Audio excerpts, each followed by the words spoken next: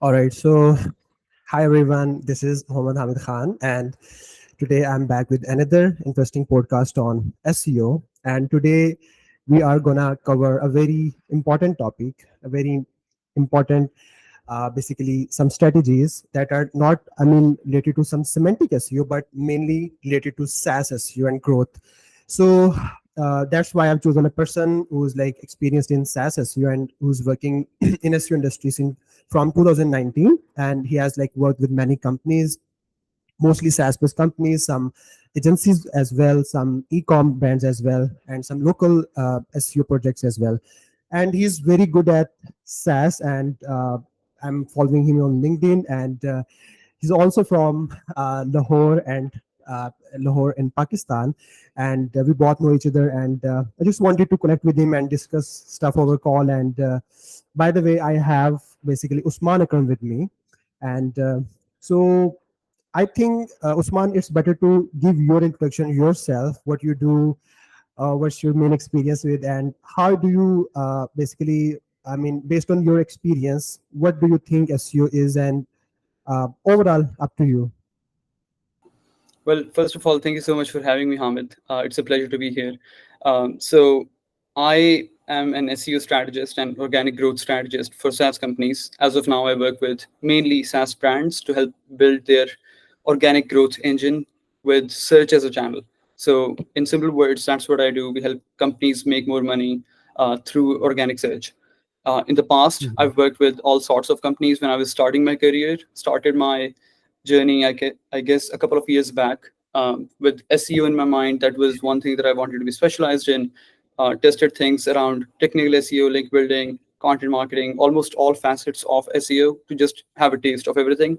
And then, um, also got my hands into a lot of different verticals. So, for example, at the start, I was, involved in e-commerce stuff, local SEO, and a lot of other things. And then finally, I transitioned to become more specialized in the SaaS vertical. So, yeah, as of now, that's what I'm doing. I'm working with different agencies, companies, either on an full-time basis. So currently, I'm serving here at Triple Dot, which is a SaaS full funnel SaaS marketing agency. In the past, I've been at Flying Cut Marketing, which is Nice. an SEO focused content marketing agency for SaaS brands. So both of these agencies specialize within the vertical of SaaS. That's their playground. And yeah, I mean, for now, that's what I'm doing. On the side, I also try to work with companies who need some advisory help, some consulting help. So Mhm. yeah, I'm just all about SaaS SEO, broadly speaking. Yeah, amazing. So I've also worked, by the way, on SaaS.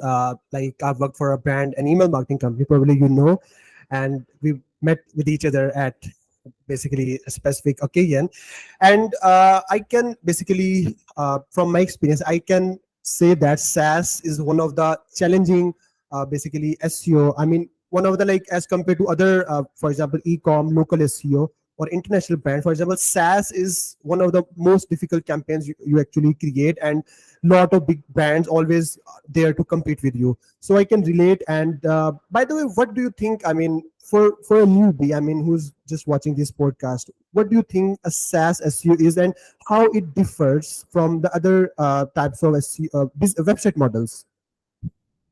Yeah. Well, before we jump into this, just want to give the viewers an idea of how we connected. So, for everyone Ah, listening, Hamid and I were working in sister companies. So we had a common CEO, and they were two different SaaS companies, two different teams, but we were, just working in those two different areas, two different SaaS companies. They belong to the same space, I guess, more or less, right? So email design and email yeah. marketing, but for the most part, we were not engaged on a daily basis. We met once. So, but yeah, talking about SaaS SEO, I think the reason why it is different, I would use the word different rather than difficult. I think almost all of the verticals come with their own set of difficulties. You would agree. Yeah. But specifically for SaaS, the reason why I think it's different compared to other verticals, the main differentiators that I would draw are one, and I'm just trying to zoom out here, right? Just painting with a broad brush. So one would be that there is a longer sales cycle involved, right? And the reason why that happens is simply because when it's a SaaS company, when it's a SaaS product that is getting bought, the offering is a software tool, there would typically be more than one buyer involved, right? So if you compare it with, let's say, a simple, e-commerce product like boxing gloves, or maybe, paint brushes, or tables or chairs, the reason Mhm. why buying a software product versus buying a normal accessory in the world is different is because when you're buying a, pair of shoes, you don't have five different people to consult to, right? You don't have to get Mhm. a budget approved. You don't have to talk Mhm. about the, trends of the company before making that decision. So for e-commerce, Mhm. what that means is their overall sales cycle would be very small, right? The buyer will make a decision and then make the purchase. In the case of SaaS, the sales cycle is long because, the buyer is going to talk to their executive sponsor, and then they're going to talk to their CEO, and then they're going to get the approval from the Mhm. department head or whatever, right? So there's a lot of discussion involved for high ticket, software tools, especially, right? The software tools that come with a higher ACV. So that length of sales funnel typically means there's more opportunity to cover content. The funnel broadens up, and that leaves us with more opportunity to cover top of the funnel content, middle of the funnel content, bottom of the funnel. And it just expands into a broader customer journey to target with organic search Mhm. content. So that's one I would say. The other thing is, Yeah. in my opinion, that for SaaS products, by nature, intrinsically, they need some level of educational content, right? So, for example, if you again think of any other sort of product in the world, let's say, information products, or maybe e-commerce products or something like that, the level of education is required is lower, if needed at all, right? So I Yeah. don't need to know how to use a keyboard, versus, a software tool. So however, Mhm. if I'm, buying a top product like Ahrefs, I definitely need those videos created on their YouTube channel, the blogs that they've written about how to use their product. So that educational component is bigger, than normal products, normal verticals. So I think these are the two main differentiators that one can paint. Definitely. I mean, you just cracked the answer in a very good way, and it's like, I mean, these two things. I mean, from what I say is always. I mean, a person who's like looking to purchase a software goes through a long cycle. He needs education first, then he needs more comparison as compared to buying a traditional. I mean, a very, you can say, an e-commerce product, for example. So again, SaaS also like deal with product, but it there's a difference between product, and that's why, because they will be spending more cost and on a subscription model. So it's always, for example, important for them to decide and take their time and have more options in the place. And because if they choose a software, they have to stick with it for at least, for example, some companies stick with like 1 year, like the retention rate, what we say. So basically it totally depends on which SaaS model you're working on. But again, the basically decision stage, they make actually education, I guess, is very important. And when it comes to education, the next thing is basically content marketing, through which we educate the buyer basically. So what do you think, I mean, how the content marketing specifically is basically differentiated or unique, or means than the other types of like brands, like e-commerce brand? Because e-commerce brand don't need, I guess, a lot of content to be produced. They just put their category and product page and they get ranked even. So but in SaaS you have to produce lot of content, and not just content but lot Yeah. of education and connecting every stage of the sales funnel. So how do you approach this, and what do you say? Yeah, I think there's a really good definition that Kevin and Dig came with, which is, these two different views to look at companies or websites on the world. One is, and this is terminology coming from Kevin and Dig, I haven't invented this. He said Mhm. one would be websites that we can call, integrators, and then there are websites that we call aggregators, right?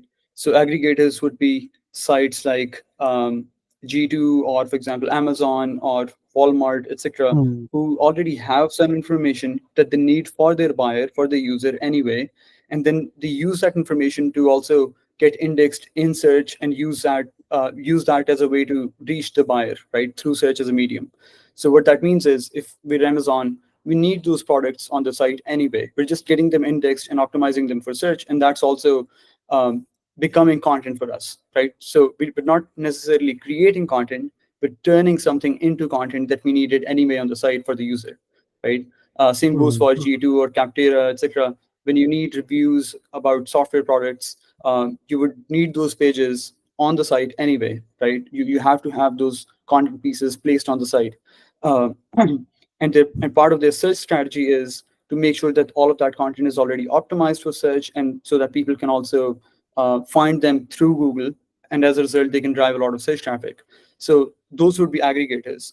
On the other hand, I think there are integrators, which Kevin referred to, which are Hmm.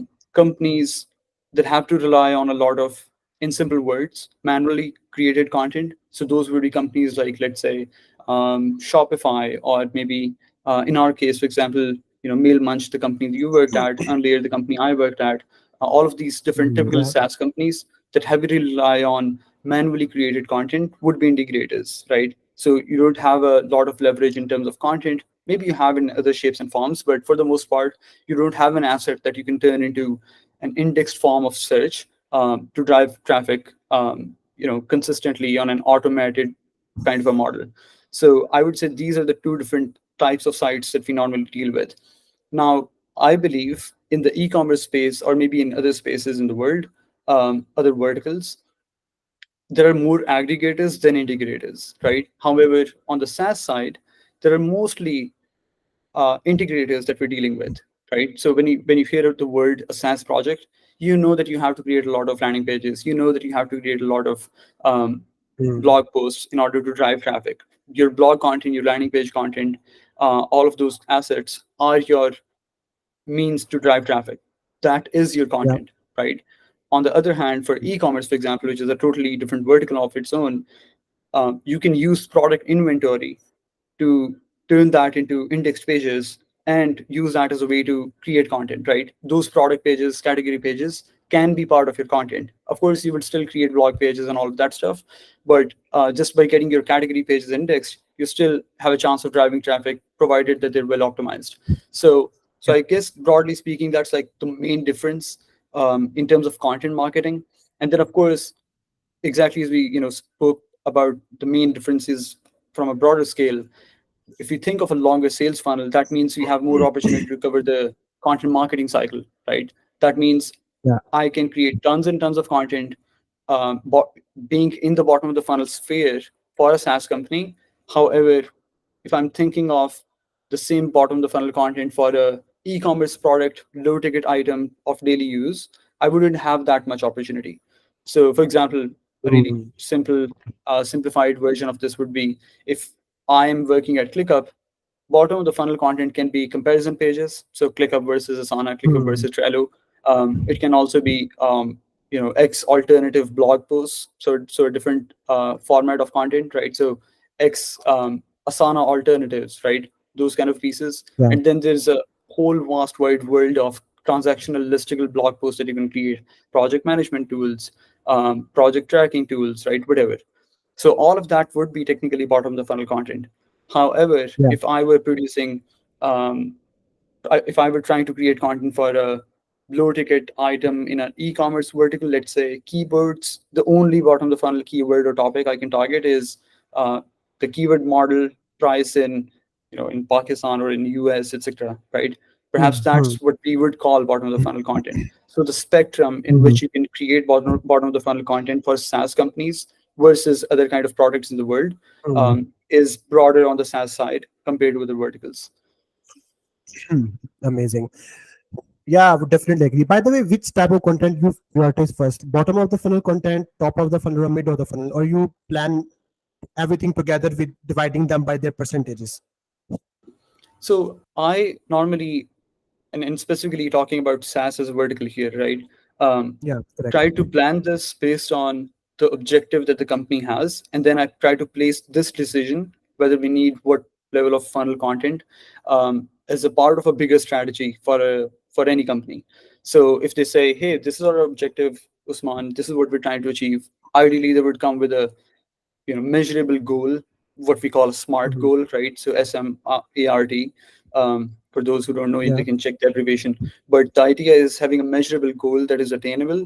If they come with that and they have some level of specificity within their objective, then we can decide based on a lot of other factors like the resources, the competitive advantages they have, the search opportunity they have, whether it would be beneficial to start with bottom of the funnel content or maybe re-optimize bottom of the funnel content which already is there on the site, or for example create more middle and top of the funnel content. So I would try to attach this normally with other factors such as objectives and what they're trying to achieve, what kind of resources they have availability of.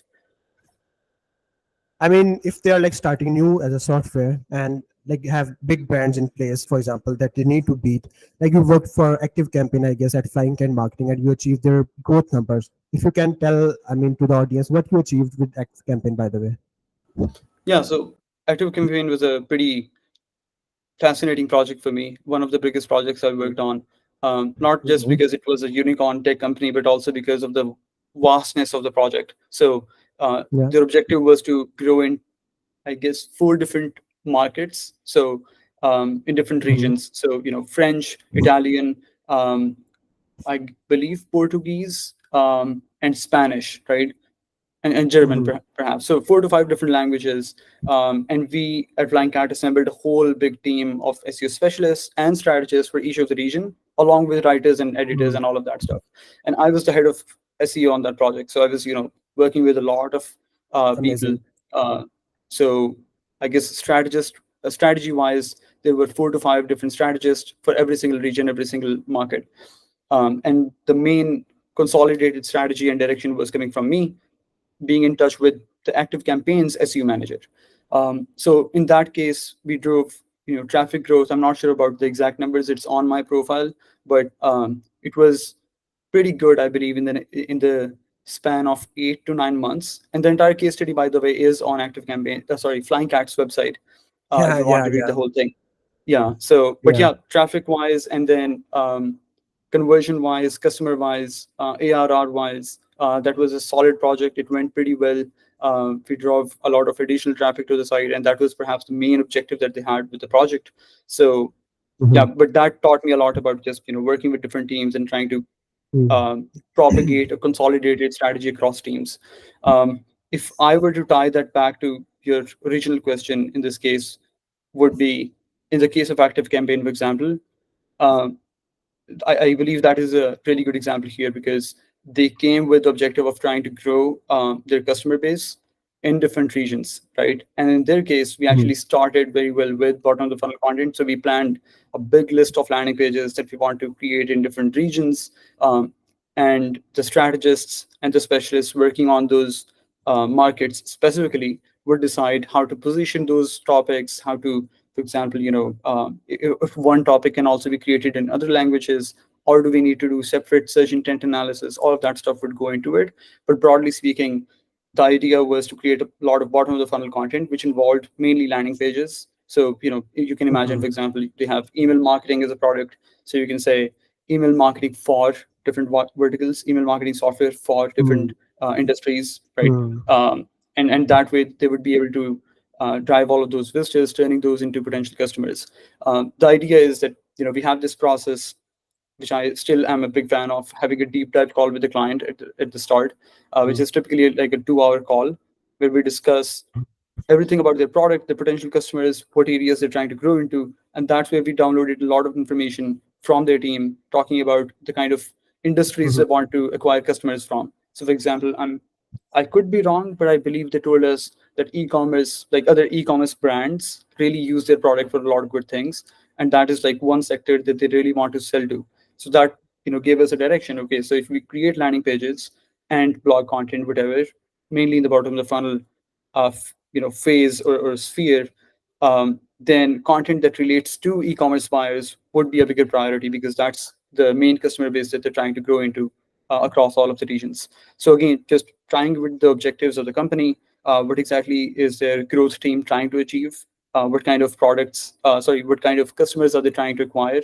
Would give us a direction, and then if bottom of the funnel content makes sense for them, we'll pick that direction and then stick with it. Mhm. Amazing. So basically, you started with bottom of the funnel content, and then you expanded that to the top, basically from bottom to top. And by the way, the experience you got working with Active Campaign, and like you mentioned, you achieved their organic growth numbers. I mean, the big some met some big KPIs. So, what advice you give to a person who's basically starting the same, I mean, website? I mean, in SaaS, for example. I mean, what advice they should, what you should give, and for example, how many pages needs to be published and everything. Basically, how do you decide everything? For example, creating a strategy from scratch. Right. That's a fantastic question as well as a loaded one. So let me just try to be a little specific so we can, really bring value to the listeners. So would you say the company that is starting out now in this space has a lot of resources, or would you say they don't have a lot of budget and they're trying to, compete with giants? They So have do like they have not like lot of budget, for example, which is not which a is a lot of story with budget? most of the websites. Exactly, a startup don't have a lot of budget. They have like, for example, just two or three writers, in-house writers, Mhm. and they just want to rank, for example, their email marketing product. For this phrase, for example, email marketing, they want to rank on the first page. What would be the strategy from the scratch? I mean, in terms of content marketing, in terms of the bottom of the funnel content and everything, what you would recommend, like in terms of the whole SEO landscape, like link building, like on page, technical, and even what are the step by step approach you would basically or give them as an advice to follow?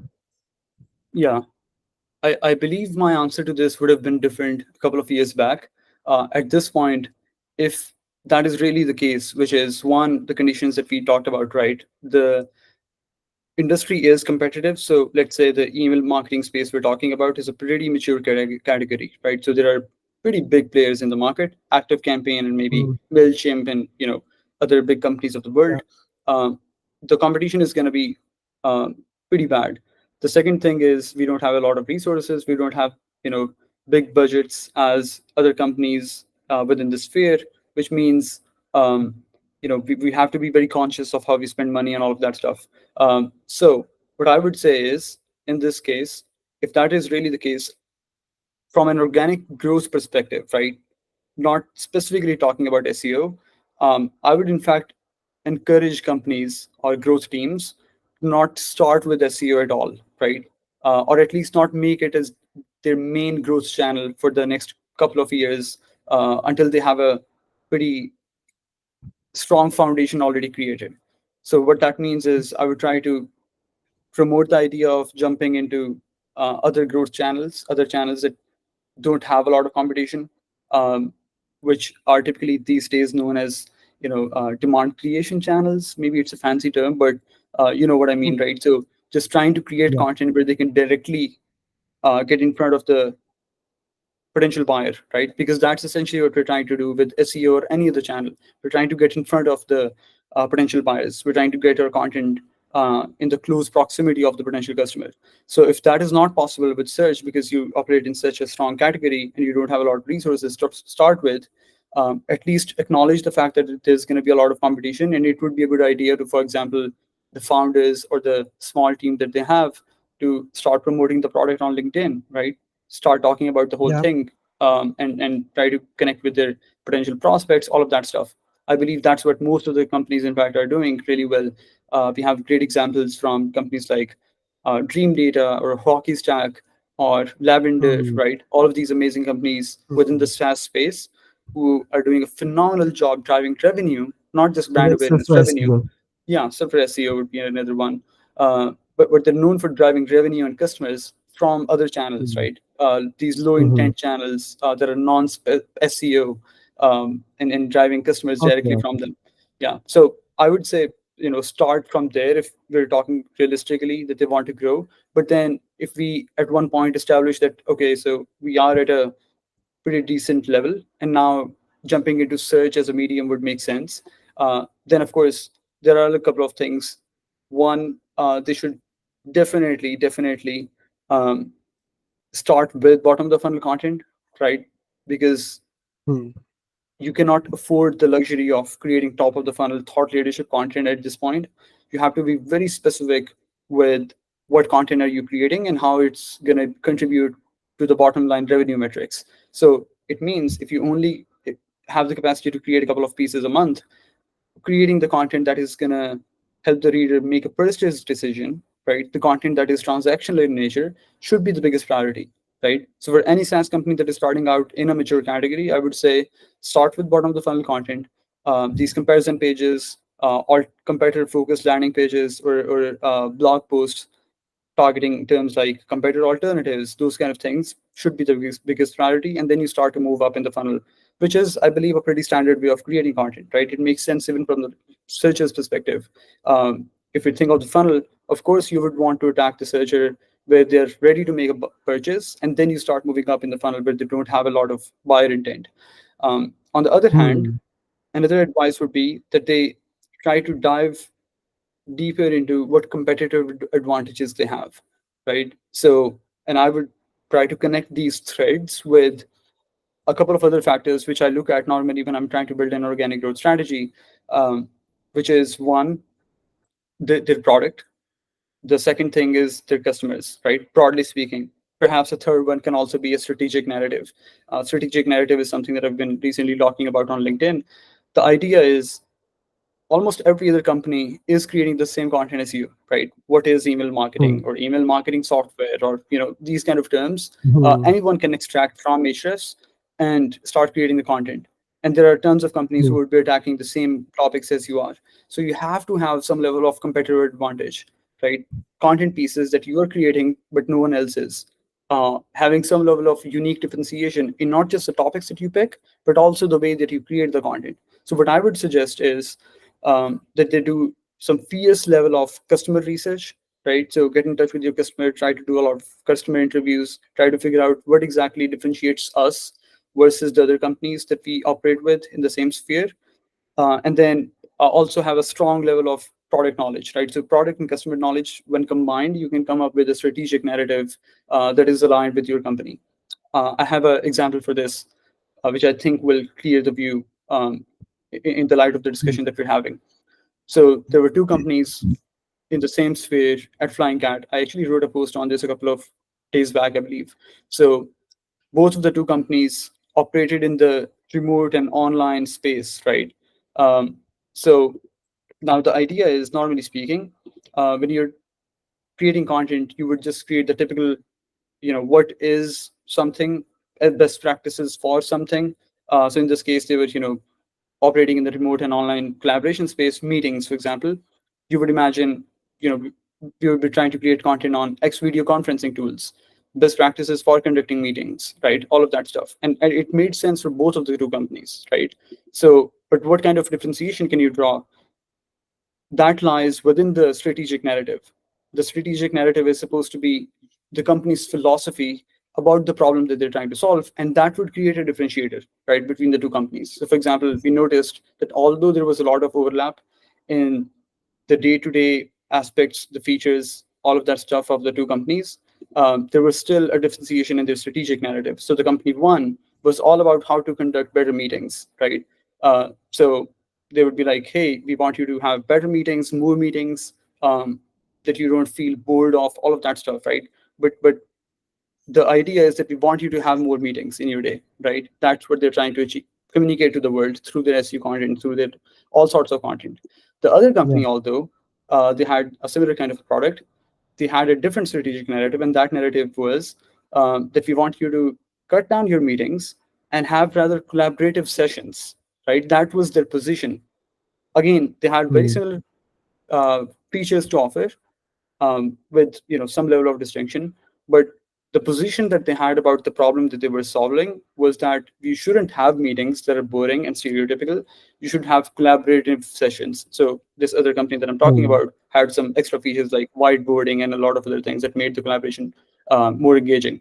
So in that case, we knew that topics like, for example, how to avoid boring meetings, X tips to overcoming meeting fatigue in your company, or how to set the right status meeting cadence without overwhelming your team, how to reduce unnecessary meetings at work. All of those kind of topics would be a better idea to jump into because they're aligned with how their customers think, what kind of point of views they want to communicate to the world. And those topics are also not getting attacked by other competitors because they don't align with their strategic narrative, right? So it's a space that they found within the content marketing world that no one else was tapping into. So that was a competitive edge, right? So I would say, just giving that as an example, that of course start with bottom of the funnel content, try to prioritize purchase centric content, but at the same time try to find your competitive advantages within the content that you're trying to plan. Amazing, man. I love your explanation way and how you explain things. Actually, yeah, definitely. You're basically saying again and again that start with the bottom of the funnel content, and start your perspective, like your brand identity, your position in the market, your why, I mean, you are like selling that service, what the unique solution you are providing. If you focus on that one, then connect everything from the top of the funnel, from the middle of the funnel to everything with your bottom of the funnel. So I think you're saying that set some foundation first on your website in terms of pages, as well in terms of your mindset as well first, and as well train your team on that, because ultimately the writer gonna like create content, and if they don't know what ultimately they have to sell, and how they would like make a bridge between someone searching and someone and with their product, with their solution, for example, their offering. So I think this is a very important thing, and I've seen people making the same problem, and they don't know their USPs. They don't know, I mean, what specific features they need to more focus on, or the more benefits they need to more focus on, as compared to they talk generic. So, for example, even for machine perspective, talking about generic things, what everyone is doing, doesn't make you like rankable. For example, that's where the concept topical authority comes in. And by the way, what are your views on topical authority? Oh, so um, I I think you know my position on this. I'm not sure if You everything. should clear it. Yeah, You for should clear sure. it now. I'm not sure if my position is very clear within the industry, within the community, because I talk a lot about it, but I don't. Mhm. I don't think I've ever dissected my views. I've tried to clarify what I think. So I think Mhm. topical authority is a real thing.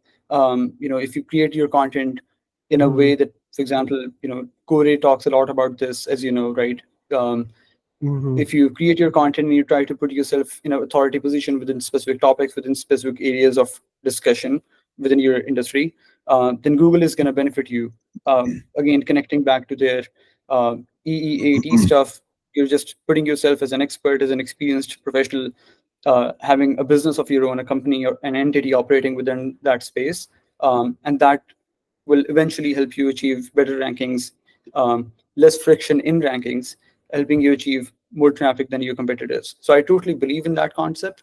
However, when it comes to the application of it, right, putting that whole idea, that theory into use, I think it sometimes is impractical, right? So, and I use the key word here sometimes because I think for some verticals, of course, it might make sense. However, based on the business model and based on the resources, the objectives that a company is trying to achieve as a SaaS company, I don't think that whole stereotypical way of doing topical authority or building that authority within a network of topics would work for most companies. That's a idea that I have, having some conversations with folks in the space. So, yeah, I don't deny that it exists. The concept makes sense. It is in line with how search engines operate. Uh, However, its implications, its actual applications on different scenarios is something that I tend to differ a little with. By the way, topical authority is basically the topical coverage you got around a specific subject with, and connecting the entities, contexting term together. But definitely for every brand, for every website, having traffic is the need.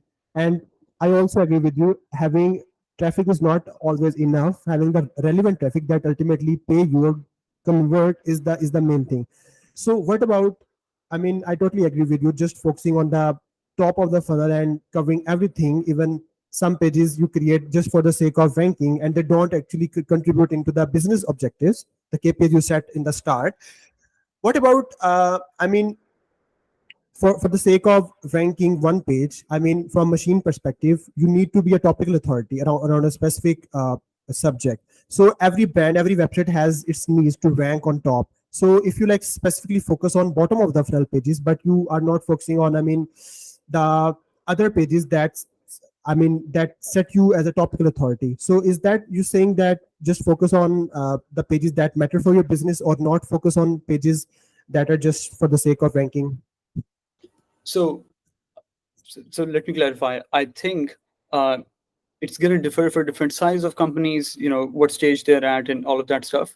However, I think most of the application of topical authority, right, in the way that you have to implement it, is something that wouldn't be making a lot of practical sense to companies in the way that they allocate resources. So what that means is, imagine the same example that we were discussing. If there is a SaaS company trying to jump into a very mature category where there's a lot of competition, email marketing, for example, and they have limited budget, limited resources, um, not a lot of brand recognition. No one is searching for their brand at this point, and they still have to get traffic from search. I would argue that they don't have the resources, they don't have the money to spend on this topical authority content, right? So trying to create content which will facilitate the website to then become an authority and then rank their money pages, right? So in that sort of a scenario, as I mentioned, I might in fact be tilted not towards search engine at the start, in fact towards more on other demand creation sort of channels. However, if search is at one point a good channel to invest in, I would be more inclined in other ways to rank a page, and attain traffic, rather than trying to create hundreds of pages to create a semantic content network, right? Simply because it would be impractical for them. And that is not just an assumption of mine, but also something that I've encountered in some of the consulting conversations that I've had. So for example, there was this HR tech company. I was talking to them on Growth Mentor, and they their first question to me was, hey, we've talked to a couple of SEO folks, and they say we have to create these 200 pages for topical authority um, around these specific concepts or topics. However, our customers are not searching for this, right? They're suggesting this because they think within the HR tech space, within the human resources sphere, we would have to create this content in order to present ourselves as an authority to Google.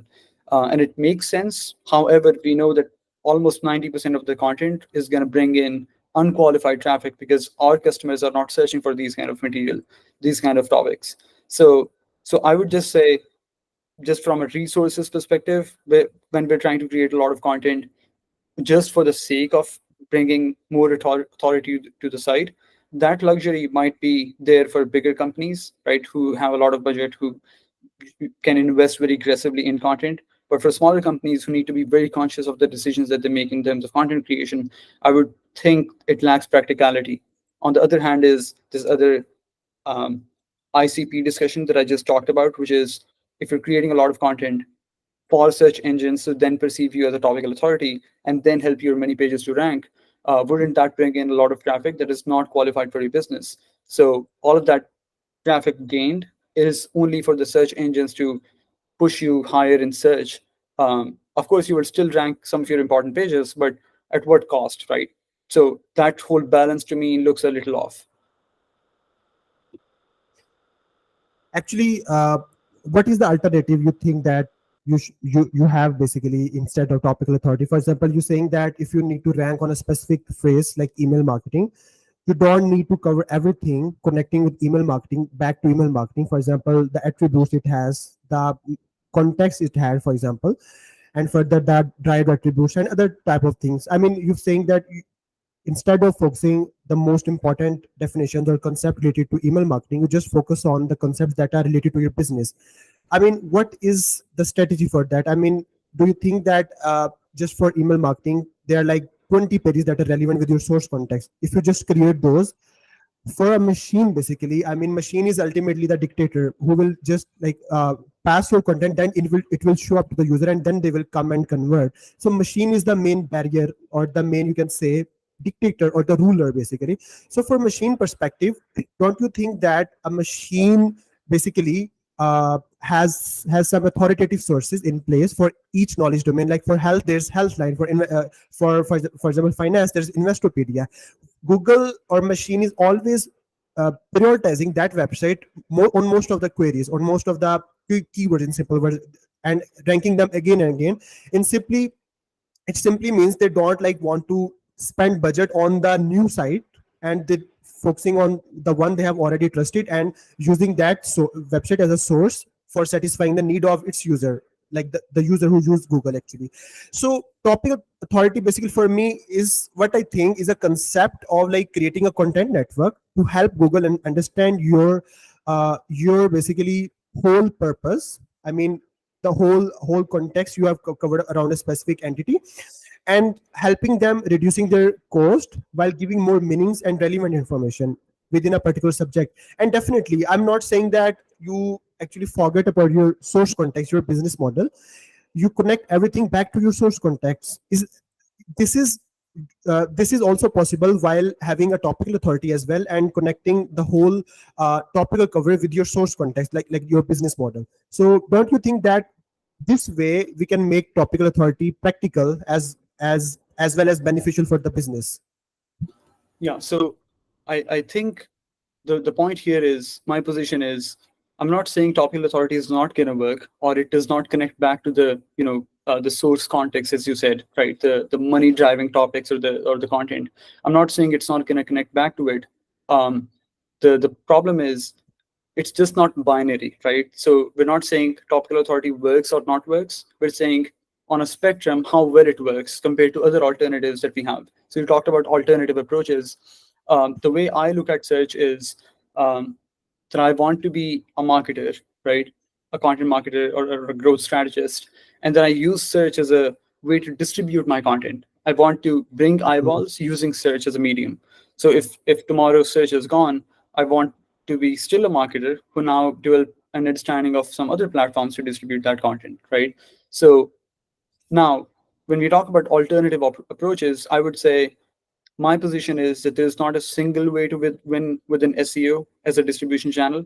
So, of course, topical authority will make sense. It might drive value. It will work because we're trying to, at the end of the day, partially trying to please Google in order to put us in front of the users, and then we can convert them. However, there would be alternative approaches that would still work, in my opinion, even better.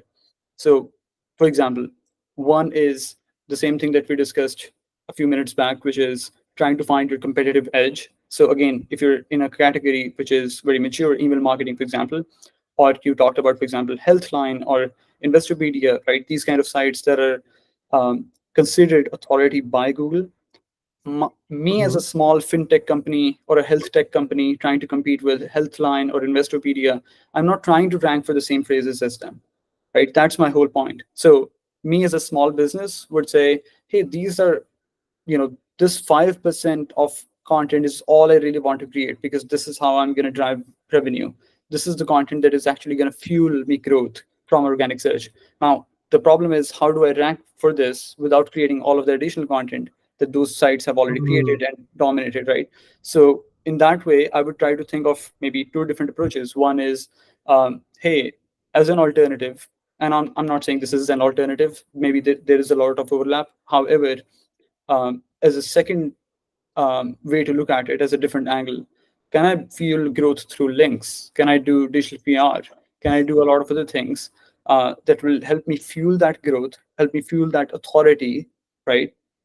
In the eyes of Google from authoritative sources, and it's still going to cost me money, but it will also add with referral traffic, for example, from other related mediums, right? So if I'm an inbound marketing sort of a platform within the SaaS space, if I'm getting a link from HubSpot from a super related topic, which I know is also going to drive a lot of traffic of its own, I would rather do that than trying to create 200 articles on different topics to build my topical authority, right? Simply because to me, it's a value equation. What input are we putting in terms of resources, the cost it's going to incur to the business to create that content versus the value that we're attaining out of it. So if I think, hey, this one backlink or maybe this one digital PR campaign is not only going to fuel us more domain authority, right, strength for our backlink profile, but also is going to result in referral traffic that is super relevant, right? Because right after search traffic, the biggest source is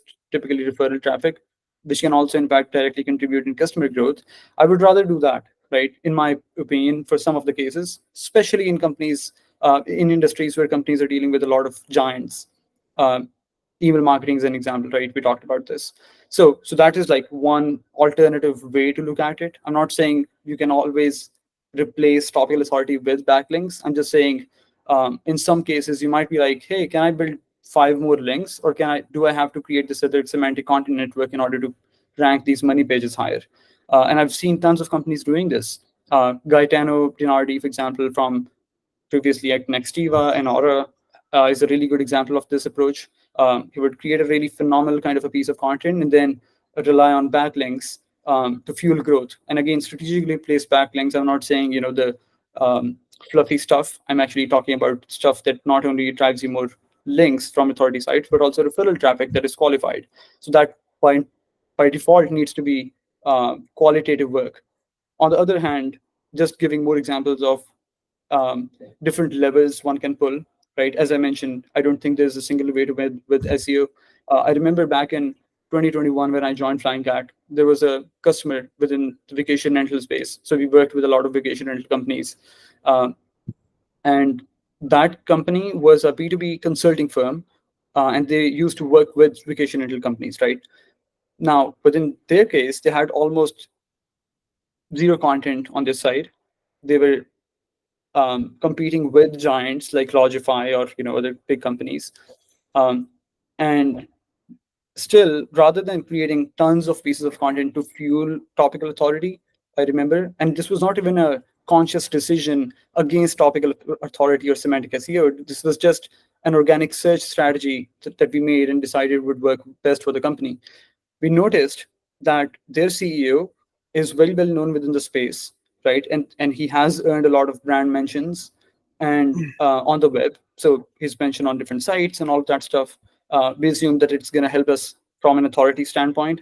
And then secondly, we also noticed that on their site they had a lot of podcast content, like hundreds of episodes, with Mhm. just a single page for each of the episode, right? None of that content was transcribed. And by the way, this Mhm. was the pre-chat GPT era, right? So transcription wasn't really a thing. There were only one or two software tools out there who would do this for you. So our strategy Mhm. was to turn all of those episodes into blog posts by just transcribing them and having an editor to look at them, right? So that, in my opinion, was a phenomenal way to look at it. We gave them that idea. I'm not sure if they executed because we just the end project ended, but that whole idea of its own made sense to me because if we were to create those 500 pieces of content, it might not make sense. But hey, if we have this other lever to pull, they have a lot of podcast content. Can we transcribe this? Can we turn this into textual content somehow? Put some editorial help on it, and then optimize it for search. And then I guess as we talked about some of the other cases of just trying to find your competitive edge, as I mentioned, if I'm in a mature category, I wouldn't want to rank for what is email marketing. I would want to rank for, of course, email marketing software, sure. But even if that is super competitive, I can find opportunity in super long tail keywords or super specific keywords that align with my strategic narrative, still drive revenue without even trying to build this topical authority at all. Another super big example of this would be the approach that Brendan Hufford uses, right? So Brendan Hufford is in the previous roles he worked at Active Campaign and has been director of SEO at Mhm. multiple agencies, and now currently he works with SaaS companies to advise them on their growth. And his strategy is this famous strategy of 3S, which is talking to your sales, support, and customer success team, right? And trying to drive insights from them, and then turning those into Mhm. topics. Now, none of that involves keyword research, none of that involves creating a semantic content network, but still, if you just create content on those kind of queries that are directly derived from those teams that are facing the customer, you would find enough search volume to still bring traffic, bring customers without having to compete with the competitors, right? Without having to go into this route where you have to utilize topical authority. So I'm not saying topical authority is not going to work or if it's a bad idea. My position is if in some cases we see that there are better alternatives to still drive the same level of revenue with less number of resources, less budget, then I would rather do that. Mhm. Amazing, amazing. So basically, you are not against a topical authority. You mean topical authority don't need to be work in every, for example, landscape or any business model or any kind of your objective. It totally based on your objectives. Whether you want to utilize topical authority, you can use other alternatives as well. So, but there's one concept I would like to add here. I mean, if there's a subject, for example, again, email marketing. This is a good example, by the way. And I mean, starting from the user perspective, I mean, someone from the very awareness state, from the attention awareness, the whole sales funnel stage. I mean, from Google point of view, there's a lot of queries path, sequential queries. I mean, the first query, then user search, then the other query, then the other query. I mean, if topical authority is aiming to connecting all the search sessions or the search queries that someone is searching around a particular subject, don't you think if you cover all of those queries, their sequence in the same way on your website and connect everything together, like how user is searching, the behavior of users basically around a specific outcome, which is email marketing, don't you think Google will choose you as a source that this website is just not focusing on a specific type of attribute with what this website sells or offer as a service, but also focusing on solving the problem? I mean, you are talking the same, I guess, what I'm talking. By connecting all the such behaviors of the user. Let me give you an example. For example, email marketing is an outcome, and the different verbs or different behaviors associated with it. For example, starting with, for example, explore, learn, for example, know, compare, and for example, buy, or basically rent anything. I mean, these all verbs basically, these are such behaviors that are connected with email marketing, which is an outcome. So what about connecting all these behaviors together in a connected manner on your website as a content network and help Google and both users by offering as a good source of whole content network and solving problem? uh, so this always Google, for Google, this always could become a priority or as a preferred choice as compared to solving multiple behaviors through multiple websites, versus choose one website who has covered all the behaviors of the users in one place. This ultimately will save cost for the machine to just crawl and interpret and understand one website versus many other websites just for the sake of getting different behaviors around one outcome. So this is, I mean, this is my narrative, by the way. And again, Yeah. backlinks are not bad, but what I'm actually assuming, backlinks are actually dying day by day. I mean, I've seen some sites. I mean, if your content is shitty, for example, if they're not like solving the whole, I mean, backlinks are not, in that case, will not work. So this is where, I mean, it's not about creating helpful content for the users. It's about creating, you can say, cost effective, or you can say easy to understand or easy to interpret content for the machines first. Then again, helpful content is very necessary. I'm not saying you don't create helpful content. So again, it's about minimizing the need of backlinks with the help of creating more structured content network. So I guess this is what I think, and I believe you also agree with me. Well, I have a slightly different point of view. I believe I posted this on LinkedIn a couple of weeks back. Uh, my point is, I believe a website that is 100% search optimized, right?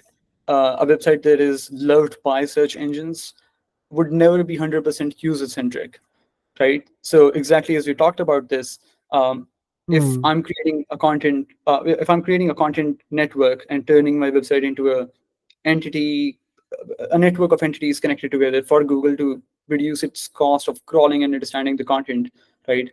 And giving Hmm. me a lot of information retrieval score, all of that stuff. Of course, Google is going to love me, but at the same time, that means I've invested a lot of effort into attracting audience that I don't think is going to be relevant. So, for example, and perhaps this connects with another facet, which is I don't believe a lot of companies have a really good idea of their customers.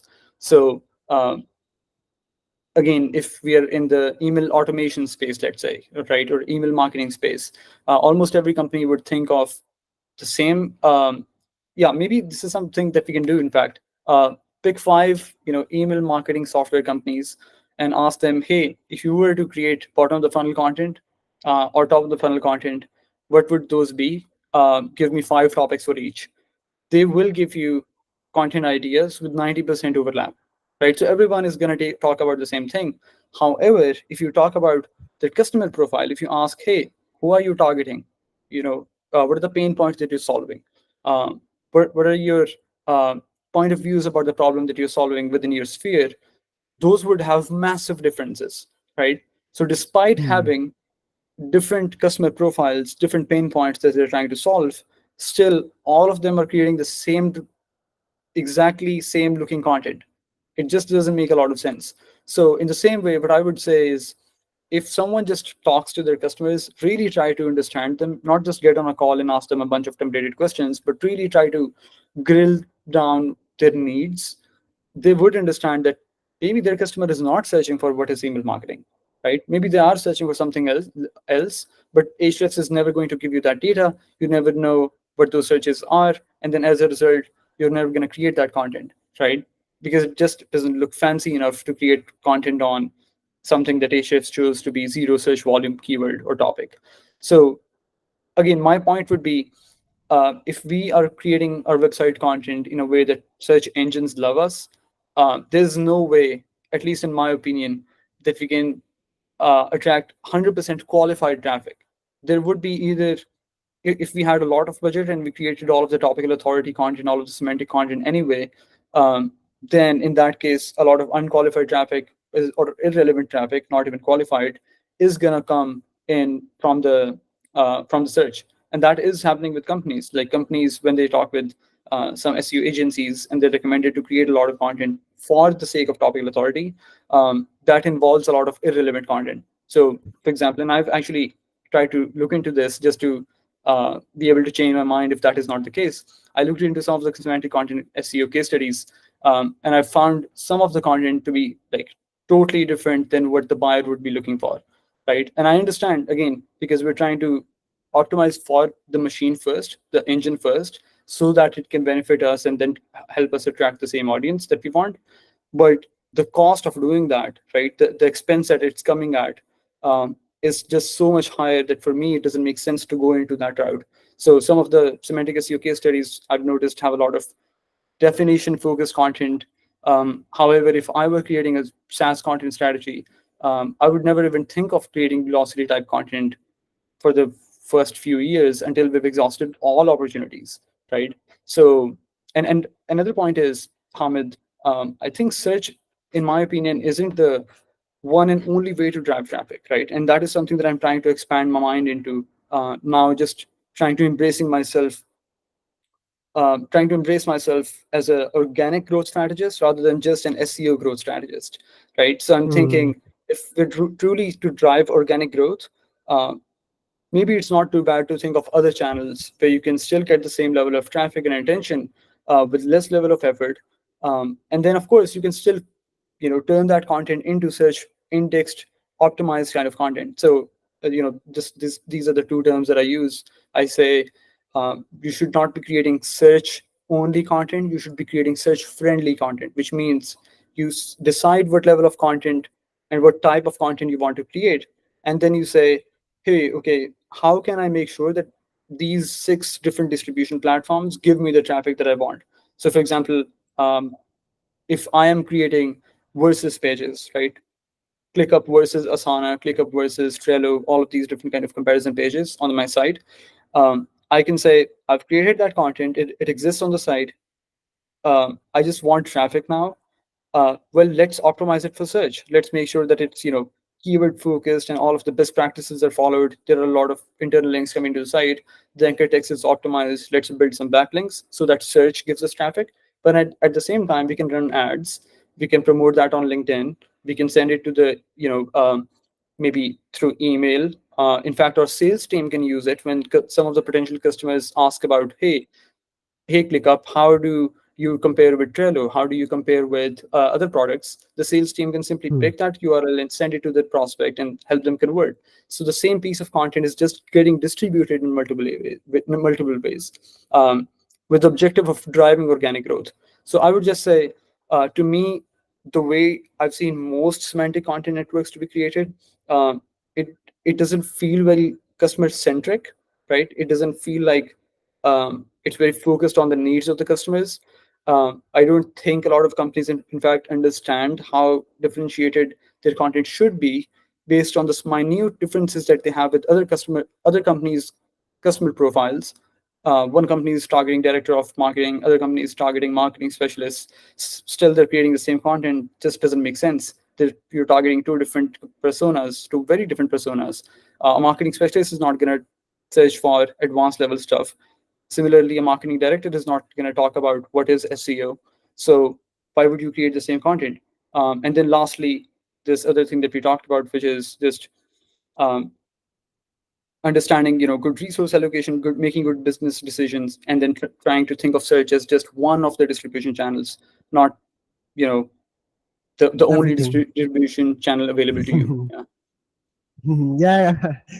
I would agree with you, Usman. Basically, I mean, I've also seen people, I mean, doing same kind of mistake. I mean, forgetting about their business model, forgetting about why they need to show up in the stuff, forgetting about their brand identity, just focusing on, I mean, helping Google, I mean, with ton of like information. Yeah, that's fine. I mean, Google is, this is what Google want from a website, to get as much as information, context, to serve its user in a better way by spending less cost. So for example, I've seen, by the way, people who are doing same kind of mistakes. I mean, they just focusing on the top level very attributes, the prominent attributes, even they're not relevant. So I would say, even some of the clients I've worked with, I've created their topical maps. I have just, based on their budget, obviously, I've suggested only the pages that are relevant with your business, relevant with their business model, not the whole, like there could be like 2000 pages even. So you cannot create those kind of pages just to satisfy the machine's need. Yes, you understand that, but you can achieve that same level topical authority with just 200 pages as well, or like 100 pages as well. So I mean, the idea is same, what we are discussing on, to get that traffic that has some interest in your in your service or solution. But not everyone, for example, if a topic is like what is email marketing, not everyone gonna convert, only 1 or 2%, or just 0.5%, people gonna maybe convert or looking for some softwares, for example. So in that case, you cannot say that you will not cover a topic like what is email marketing. You have to cover that, because it will drive user further to the bottom of the funnel pages. And again, topical authority is also the same thing, like connecting the whole idea of users through their multiple stages into one place, which is your content network. So I would say, you can make it perfect if you want. Right. Well, I guess we're on the same page. I think the bottom line here is the crux of this whole thing is, if you're starting with your customer first, if you know that, for example, hey, my customer is actually Yeah. searching for what is email marketing, right? I know my customer and they're actually looking for this information. And of course, at the same time, it's also going to help Google reduce their cost and put me into a topical authority position. Then of course, that's a win-win. We're friends, right? But if Mhm. there's a mismatch, then and your only motivation is for search engines, that's where I think some of my beef starts.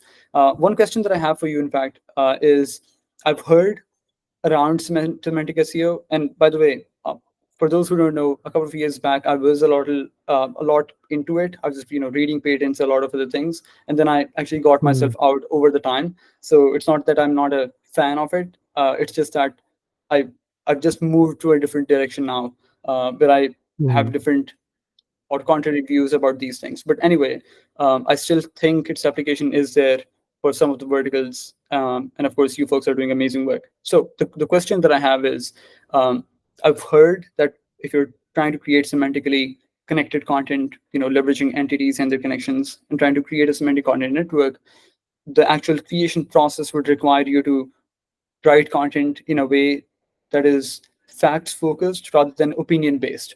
So is that true? Actually, we focus on both. I mean, the EAT factors coming from, I mean, Google's quality rated guidelines. Even I've read a blog, by the way, written by Sari Shepard. Like, he worked as a quality rater for some time for Google. I mean, you do not just focus on the facts. Obviously, yes, you focus on declaration, the fact first, but after that, because the first, I mean, if you're like, for example, answering a question, for example, you declare that answer in a very consensus way, like what how everyone does. and after that you give your opinion as well to set yourself, I mean, as an expert. For example, you use first person pronouns like us, we, I, like that. So I mean, we focus on facts as well from machine perspective as well. I mean, machine has like, because you have to classify yourself with the top authoritative sources. You have to discuss the facts. You have to discuss what is obvious. Okay, and after that you give your opinion. I mean, to make things very. Based on the conditions. For example, if you saying how much water should you drink a day, you answering like, okay, for men, basically you should drink, for example, 6 or 8 glass per, or for example, a liter per day, and for women you should drink this way. And now based on your you can say opinion, now you can say, okay, if you're based on the condition, certain type of medical condition as well, you can make your context more consolidated or sharp the context, and you can also give your opinion in any way you want, and you can expand the basically context based on your opinion. So that's what always Google love as well, because you are using you are giving your opinion as well. Google like connect everything with your expertise, like EAT, as your like the authorship basically you created on your website. So that always help you basically. So first we do declaration, then we do opinion based. So basically if we do opinion first, basically we won't rank, because everyone on ranking on Google has some sort of not opinion but exact definitive answer. So this is how we approach this.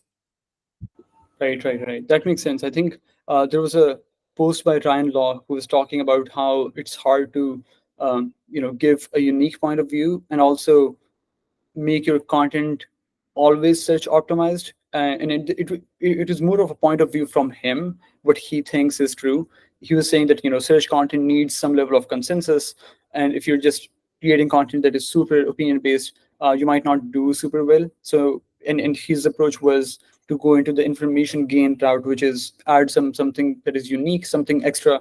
And then interestingly, the folks from Grow and Convert, which is this content agency, the two co-founders who are very well known in Mhm. the content sphere within the search landscape, they created a video on YouTube trying to address that, and in fact showed multiple examples where they ranked multiple pages for competitive terms on opinion-driven content, even if it's related to health, for example, which is a space that Google is super conscious about.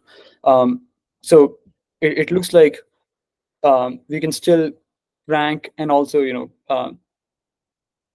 can still rank even if your content is not 100% fact based and you have some level of opinions sprinkled on top of it. So but yeah, it was just interesting just knowing it, because I've heard a lot of contradictory advice on this. Mhm. Yeah, amazing. I can you connect your search objective with your business objective. That's the key here. Yeah, So that's the I've crux. basically gone through the same problems, and I've seen like on a daily basis.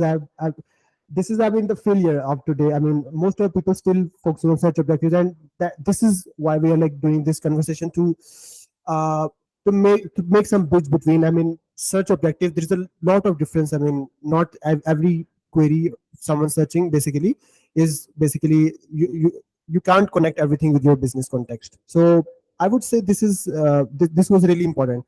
And when it comes to, let's coming back to SaaS again.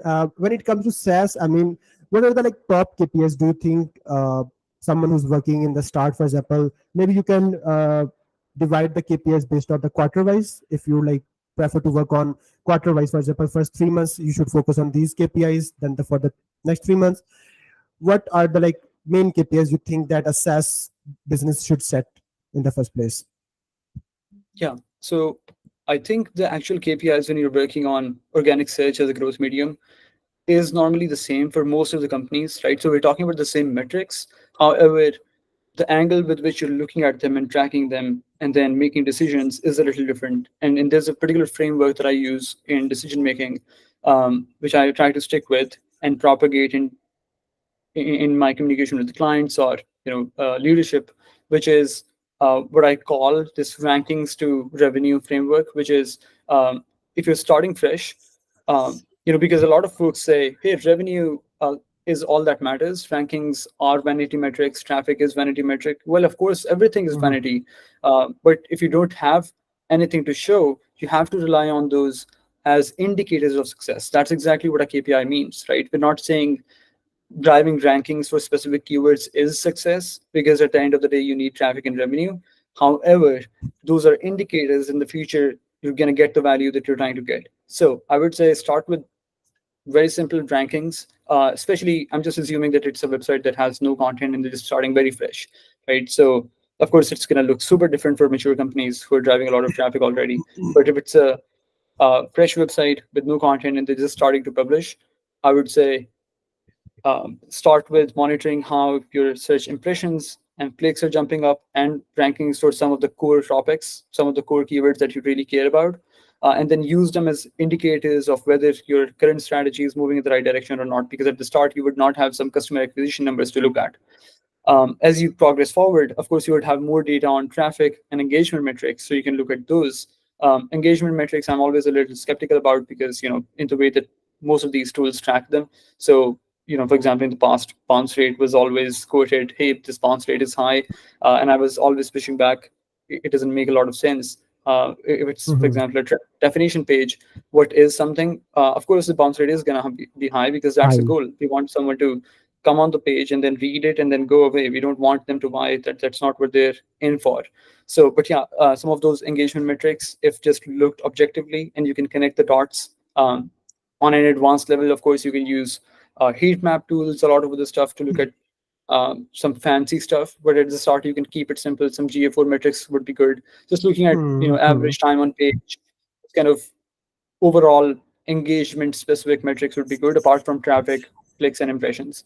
And then as you Mhm. progress forward, in a few months, I would say just looking at the customer centric metrics that relate to Mhm. business growth would be the super crucial Mhm. ones, right? The most crucial ones.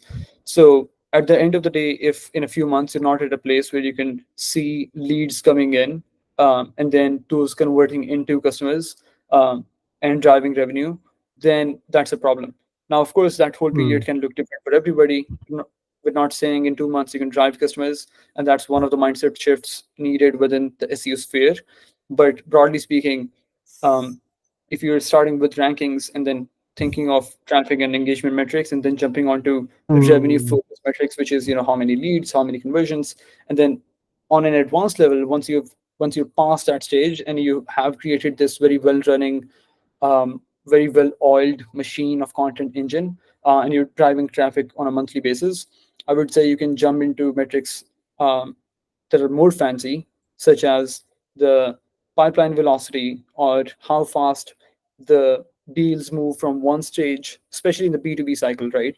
Where, for Yeah. example, there would be a lead first, it becomes an opportunity, then, MQL, SQL, whatever, and then finally it becomes a customer. So Yeah. throughout all of those stages, what is the time period difference between the leads coming in? If it's getting reduced, um, compared to other channels, or compared to in the past when there was no marketing involved, then that's a really big indicator that you're reducing friction from the buying cycles. So that's one. You can look at the conversion rates across the funnel. So you can say, what percentage of traffic is becoming a lead, and then what percentage is moving from one stage of the funnel to another one. So basically, the conversion rates from traffic to MQLs, MQLs to SQLs, and then moving forward until you attain a paying customer. Those conversion rates would be fancy to, or maybe in fact useful, when you reach a certain stage. Um, and then I would say the framework that I was talking about, right? These are all of the metrics that everyone has access to. Everyone can see these metrics in their Search Mhm. Console, their Ahrefs, their HubSpot, Mhm. CRM, whatever they're using. But the framework that I would suggest is to use this rankings to revenue, which is, uh, if at one point you see that traffic is flowing properly, you're not seeing any inconsistencies, there's no instability, revenue is there, customer acquisition is cool. Even if there is some level of traffic drop, of course try to look into what happened, but don't be concerned about it. Mhm. In the same way, I would not be like, if we move on to the other stage, the past stage, which is traffic, I would not be concerned about how bad the ranking movements look like, how volatile the rankings are. if the traffic is still there, right? So for example, if there's a page, we lost ranking on the primary keyword, but we at the same time gained more rankings for other adjacent long tail keywords for the same page, and the traffic is sustained.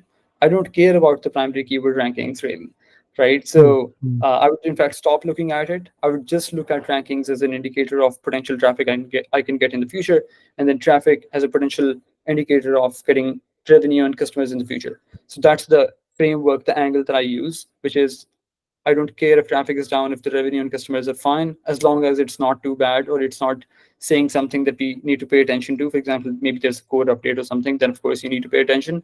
But in general, I wouldn't be super obsessed with volatility in traffic and revenue if, sorry, traffic and rankings, if the revenue and customer centric metrics are fine.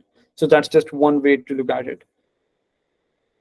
Yeah, by the way, I really loved your approach rankings to revenue. So basically, I mean, you start with ranking objective as a maybe based on your objective, like the first quarter or the second quarter, and also also like used to work on a model like for the maybe first quarter you don't like have if any historical data or any, for example, ranking or any kind of conversion or sales revenue, for example, you start with outputs as an KPIs. Like you start with, okay, for this month we have to publish this number of pages, this number of stuff you have to do, and XYZ. So you maybe you can set the output. Basically, one is output, the other that comes after the output is outcome. So instead of focusing on outcome in the first quarter, you maybe first focus on the output that will drive the outcome at the end of the day. So output could be like number of pages you're gonna publish, number of maybe internally you're gonna, for example, do number of, for example, brand mention, number of listings, or for example, schema markup, anything that could contribute in the long run in terms of getting the outcome, desired outcome. And yes, you need to set outcome as well, like the coming 6 months, these are the outcome we need to meet, but for those outcome, these are the output we need to set. So I think 100%.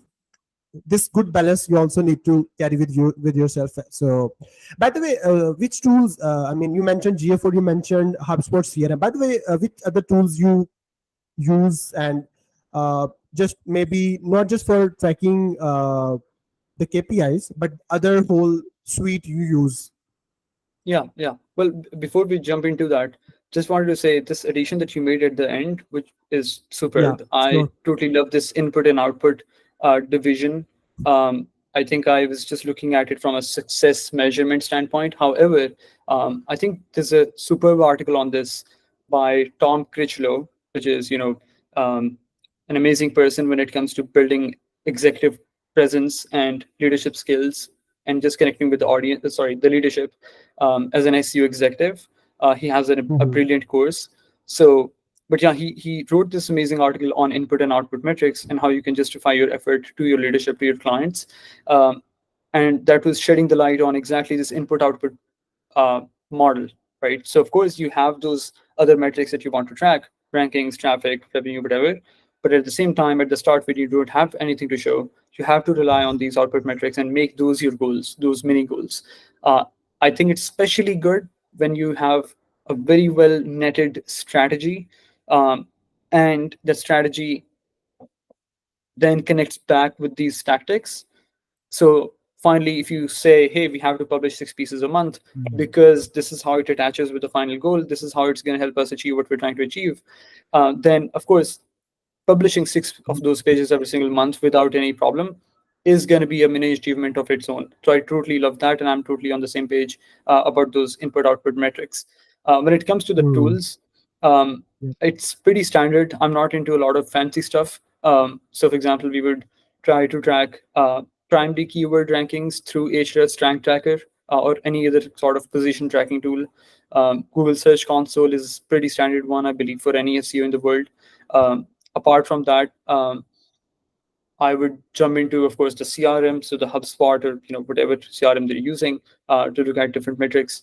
However, when it comes to blending the data together to make the decisions, Hmm. I tend to use Google Data Studio, and that is something I've tried to adopt more of ever since GA4 came out, simply because I don't like the usability or the overall interface of the It's very product. bad. Uh, yeah, so GA4 is not super uh, easy to use for me, Helpful. and that Yeah. yeah, and that resulted in me trying to adopt Google Data Studio and trying to build our own dashboards.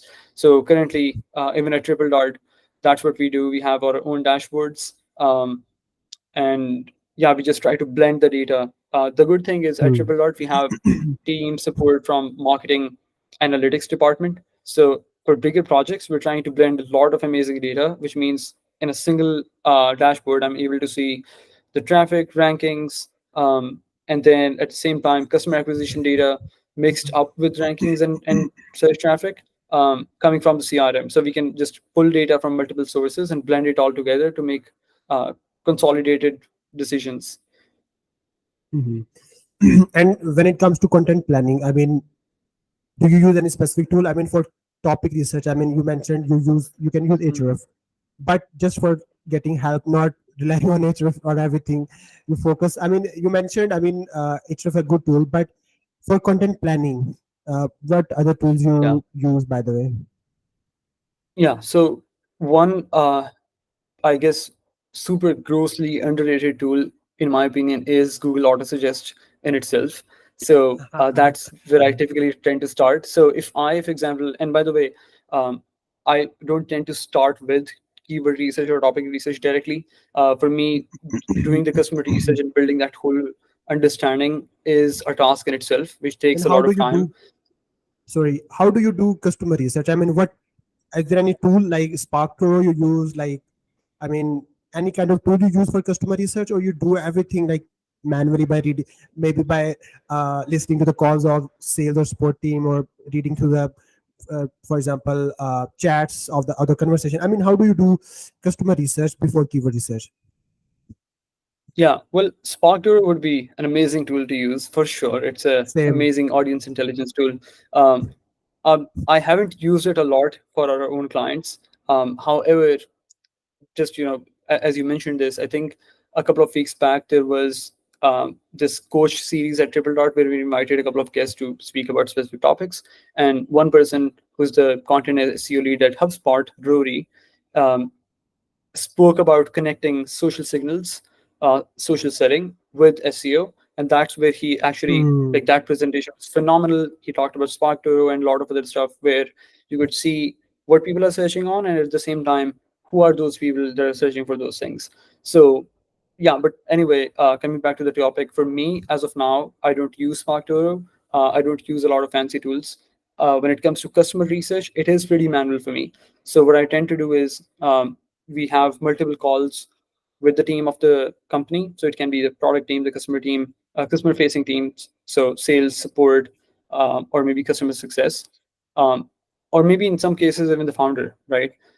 If they have some customer recordings, so sales recordings, or for example, if they can help us set up some customer interviews, so interviewing some of the best customers and asking them questions, we take a lot of notes. I have a template that I use. Some of the frameworks I've created on my own is just downloading all of that information, because believe me, customer research is one of the most complicated skills someone can master. I'm still learning. I don't have anything. I don't consider myself an expert in this. Ryan Hmm. Paul Gibson, who I've recently had on my podcast, is an expert in this. However, Hmm. just asking the right questions and trying to download all of the information that you really need to build an SEO strategy is a skill in itself. I've created some of the templates that we use to receive that information and then blend it all together to turn that into a content strategy. So for example, at Triple Dot, I've, in fact, just 2 weeks back, I've created this SOP, which is super thorough, that mentions exactly how you receive that information, how you make the clients give you all that all that you need, how you ask the right questions to the customers, how you position yourself in a way that you're um, getting everything that you really need to build that strategy, and then you blend it all together to create a Miro board. So again, there's a template that I've created in which you can Hmm. visualize the customer journey. So you can think, so it's like the customer journey. If I'm, the map that I'm talking about on Miro, if I can just give you a descriptionary idea, Yeah, it's sure. like a um, mixture of the jobs to be done framework. So on the top, you have Hmm. some ideas around the customer profile related to jobs to be done framework, right? The related jobs, the core job, the desired outcomes of the related and the core jobs. And then on the other hand, the bottom part is the entire customer journey. So what we try to ask to the customers or to the customer facing teams is, hey, at different stages of the buying process, what kind of concerns or things the customer is concerned about or interested in, or the customer relate to. So for example, if we're talking about the first stage of the customer journey, we would ask, hey, what are some of the triggers that would make someone think that this is a problem that I need to solve? If we stick with email marketing as an example, for example, right, we can say, um, if I am a person who would need an email marketing software, at one point I would face that problem, right? At one point I would be like, hey, I have this problem to send bulk emails to my customers, to whoever I want to send those emails to. How do I solve this problem? So there would be a trigger for sure. Maybe I looked at a metric that made me think, hey, this is something that you need to solve. Your email marketing is not driving enough traffic, something like that. Maybe the open rates are not so good. Maybe your cost of email marketing department is higher than the other departments. So what are those triggers? What are those metrics, right? So that would make the foundation for the first phase of the customer journey, which would be like top of the funnel, right? And then you dissect all of that into normally an average of 5 to 7 different customer conversion phases, right? So it is typically this top of the funnel area that we talked about, and then somewhere in the middle when they're evaluating solutions, and then somewhere um, in the bottom where they're making decisions of what brands to buy from. So a typical, you know, stage, 4 to 5 stages of customers being unaware, problem aware, solution aware, then being brand aware. So, but yeah, Yeah. the second part of the Miro board is like that, where we have the customer journey entirely visualized and all of those key points that relate to those different customer conversion um, points mentioned within that whole journey, within that whole map. So yeah, that is a map that we finally create, and then finally we turn that into a content strategy. Again, there are a lot of nitty-gritties that I'm trying to miss here, simply because I cannot be as thorough as that SOP. Yeah. But yeah, that is one proprietary framework that I tend to use across all of my clients before creating a content plan. Amazing. I think we could set up another podcast on doing customer research. Basically, it's so long. As you mentioned, it's a very one of the challenging part. I mean, especially for SaaS. I mean, I'm assuming, why don't you start your own SaaS brand? You have Well, a lot of SOPs, knowledge, and I'm not would sure. you I do it guess. in future? Oh, so I actually have something in the pipeline. It's not a super big SaaS product. I've talked about this already. So it was related to programmatic SEO at one point. I simply couldn't find the time to still work on it, simply because at that time I was switching my role and a lot of other things were going on. I, in fact, had to stop my podcast a couple of weeks or months back. So yeah, it's just a matter of time that I'm not able to find currently, and the Hmm. mental bandwidth, I believe, to work on it. But it's not a massive SaaS company that I'm going to start or something. It's just a mini tool that anyone can use, more of a side gig. So I just created it because I was experiencing this pain at Flying Cat when I was trying to build their programmatic SEO process. And I couldn't find a solution like that. So I just thought maybe building something of my own could be a cool thing. Hmm. But it's still, I've used it on a couple of projects. It's not something that I've shared with the audience openly.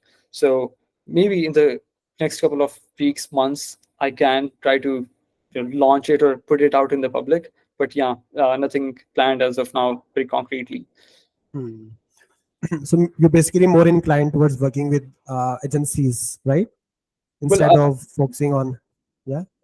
yeah, I don't mind working with companies as a solo, or not solo, maybe as an in-house SEO strategist. I've had those Mhm. offers to join them as a in-house person, just being in charge of their SEO program as a whole. But I just like variety. So for me, the thrill of working in an agency where you can gain a lot of experience all the time. Definitely. Again, being specialized in a vertical, so it's all SaaS, but still you get to experience, massive brands at the same time, super small startups who are very scrappy. So you get to experience all of it. You get to taste a lot.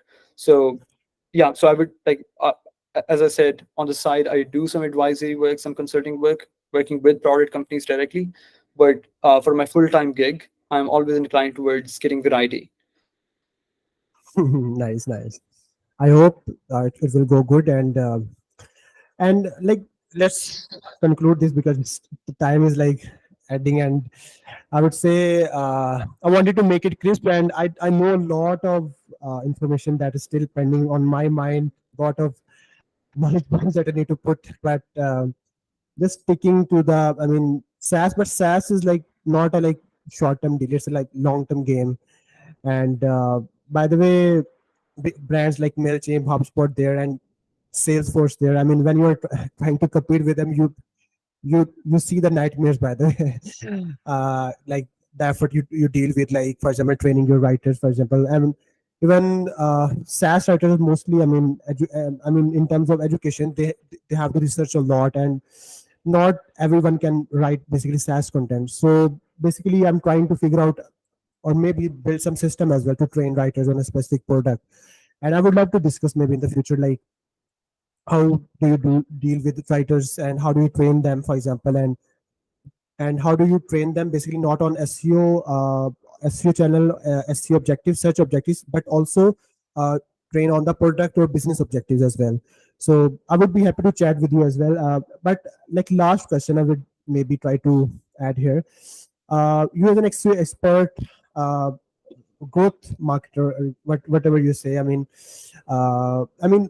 do what tips like you would like to give to the people? I mean, not just related to SaaS maybe, but overall you can make it like generic, like common problem you've seen people making. You can maybe pinpoint those problems, or you can explain them further how to maybe uh, overcome those problems or challenges.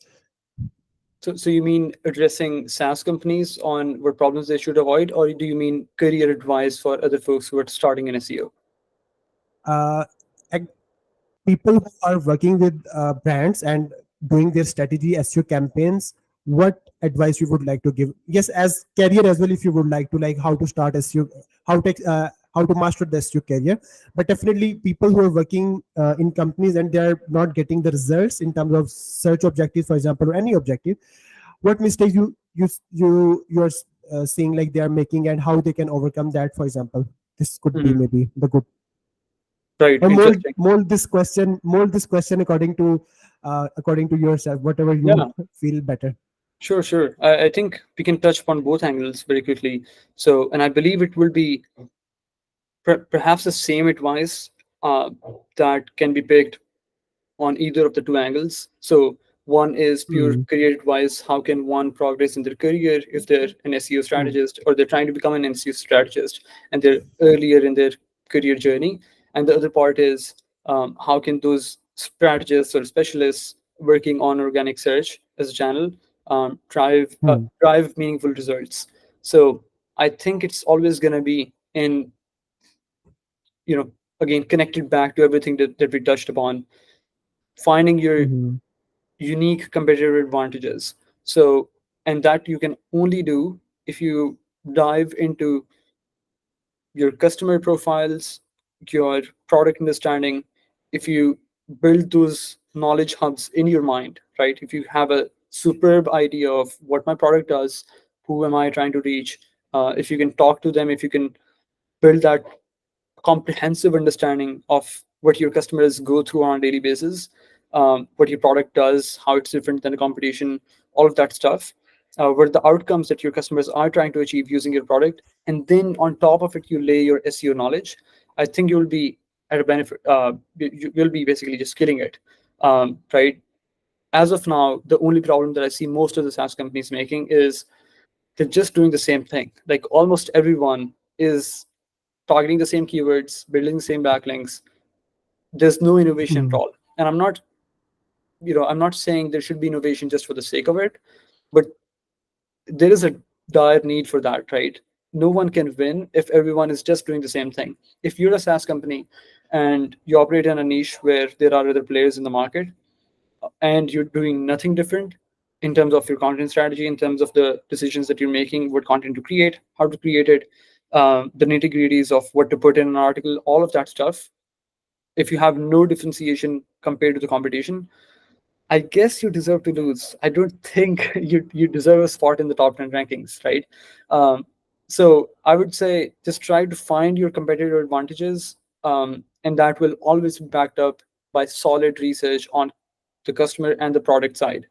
On the other hand, I would say for the career advice, the same thing, if you can develop as a skill, right, where you're still an Mhm. SEO, right? You don't have to think of yourself as a marketing generalist. You can still be an SEO, but you have some core marketing fundamentals very well versed in your soul, right? It's ingrained in your fiber to be a good marketer, and then you have SEO skills to put your content into search rankings. So learn all of the technical things for sure, JavaScript, SEO, structured data, right? Learn all of that, but make sure that you're building upon the foundation of being a good marketer. You know what ICPs are. You know, Mm. how to conduct customer research up to some level. You don't have to be an expert. It's a totally different skill set of its own. But just knowing in general that you are a marketer and all of the fundamentals of marketing applies to your channel as well will put you in a better spot. That is, in fact, the main problem that most marketing teams have in terms of their gap of communication and gap of understanding when they're talking to their SEO specialists or SEO teams, right? Um, which is that SEOs don't speak the language of executives. So if you can speak the language of executives by, thinking as a marketer, right? So, and when I say think like a marketer, I'm not just saying you know try to create an ICB profile on a Google Doc. I'm saying build all of those concepts in your mind that make a good marketer, which means you know how to communicate to the leadership, you know how to present presentations, you know how to talk about SEO in a non-jargon fashion, right? um, how to connect with your reader, your leadership, everyone that you work with on your team, and trying to create something together that is not just helpful for the search engine but also for the user, but while also making it super simplified, right? So yeah, I would just say be a good marketer, find your competitive advantages, and then lay out your SEO knowledge, SEO skills on top of it, and you'll be fine. Mhm. Yeah, the first one I mentioned, you someone working in a specific company as an agency or as a marketing specialist and using SEO as a channel for growth, need to differentiate with a top competitor. So I think this is $1 million advice. I would uh, take it as, and someone who's like listening to this, and the other one, career one as well, like focus on the foundation first, uh, and master one. I mean, instead of jack of all, I do not prefer. I mean, for some, I mean, it's good, but if you like thinking, master one and then build that specific discipline, like you said, Python SEO, JavaScript SEO, or even Smintic SEO, or even SaaS SEO. Build, make that one and master that one, and make that discipline as your synonym. For example, if someone are talking about that thing, always you should come into their mind. So I guess brand yourself on that, but first learn. People started branding themselves first, and they don't even get the foundation, and that's where they mostly fail. And Yeah. again, case studies are important. I mean, they need to build some case studies first, and the case studies always come with hard work, with some passion, with some failures, with some bad experience. So I would say this is a go-to thing. And one thing I would like to add here, very important thing. I mean, most of the students haven't seen them like working very closely with the content team. They just assign topics and they just build a roadmap, but they don't even check by the writers, even if they're sticking to the guideline. I mean, for me, especially, it was a game changing for me. Like, I used to work with writers, even I have to write the content myself sometimes to show them, okay, this is the preferred version, instead of like, okay, this is good, this is bad, instead of like the boss attitude, you have to be leader. I mean, you write, I mean, sometimes for even one definition we have to write five or four to five variations, and I also involve myself as a content team, and then we finalize something together. And I mean, you need to work as a into micro level things as well, just to understand the process from very scratch. If you're like doing very good topic research, customer research, but your writers, or even the ultimate thing who gonna convert or gonna rank or gonna uh, ultimately give benefit is the content. So you need to very closely work with the content team as well. And some skills, some I mean, also I would say courses are not enough. And like people watch, I mean, get the courses for like for the HubSpot, Coursera, Udemy, and they think that now they're content marketer, for example. It's not like that. Even for writers as well, you have to go through the process multiple times. You have to fail and then you master the process. So Yeah, this is actually my advice. Instead of working in your zone, work with cross team as well. Like marketing team needs to work with the sales team as well, to 100%, understand their 100%. challenges. Yeah, I would also Yeah. add, just learning and then also being open to relearn, right? Just opening your mind to saying, maybe whatever I've learned so far, I can still learn more, and at the same time I can challenge Hmm. my own concepts that I've developed so far. So always be open to just learning more, experiment, test things out, see how things goes, and just not let your current knowledge um, take away the possibility of gaining more in the future. Yeah, good one. Good one. Okay, I guess that's it. It was a very nice conversation. By the way, do you? I think you like red color because every time I see you, you're very red. Oh yeah, Is there not are. the case? I don't have an inclination towards the color. I just for some reason have a couple of T-shirts and they all look the same. Some of those are. They all are red, by the way. Yeah, I Surprisingly. haven't made that intentional decision, but it is the case for some reason. Maybe it just happened unconsciously. The shades are different, but I guess in video calls they just look the same. So yeah, Amazing, amazing. And on the ending note, I mean, I will hand over to you. But before, I would make something very clear. I mean, first of all, I'm the content you're producing on LinkedIn. I mean, it's very for everyone. I mean, watching this, I would recommend go to the smart profile. I will basically pin the profile or add the profile in the description. His LinkedIn profile is literally gold mine. I mean, the tips his, I mean, producing on LinkedIn, you can't find anywhere. And coming from his own experience, not reading a top blog and rephrasing the information, or maybe through ChatGPT, he's creating his own content. And the podcast is producing should also cover. And by the way, I also started YouTube channel, and you know what? I've got more subscribers than you. So I I think know, I know. it's now healthy competition now we have. Yeah, you're way ahead of me, man. There's definitely no competition. You've transcended that No, approach. you're a SaaS cheetah, by the way. I'm by the way, I will come back to SaaS some after some years. By the way, it's not something that I forgot. It's like in my blood, SaaS. I'll come back to it later.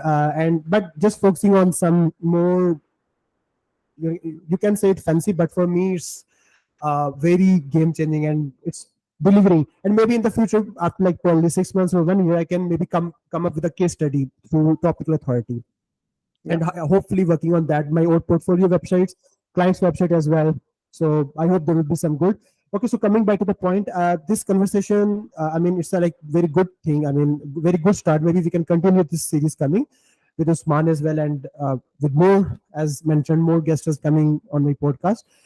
And I'm trying to cover not just semantic SEO, but the whole coverage. I mean, like the growth strategies, the growth marketing methodologies someone needs to adopt. So I guess this is what I think. And Usman, do you want to say something on your behalf? Well, thank you so much for having me, Hamid. It's been a fun conversation. I equally respect your work, despite having different views on some of the things that we discussed. I still think you, Ahmed, and a bunch of other folks in the industry are doing amazing work. Really respect all of the content that you put out and the effort that you put into everything that you're doing for the community. So, yeah, thank you so much for the opportunity to speak. The good thing is you picked a topic that I can speak on for the whole day long, so it is not boring. I was not running out of ideas, and yeah, really enjoyed the conversation. Yeah, amazing, man. Thanks for your time, and see you soon. Thank you so much.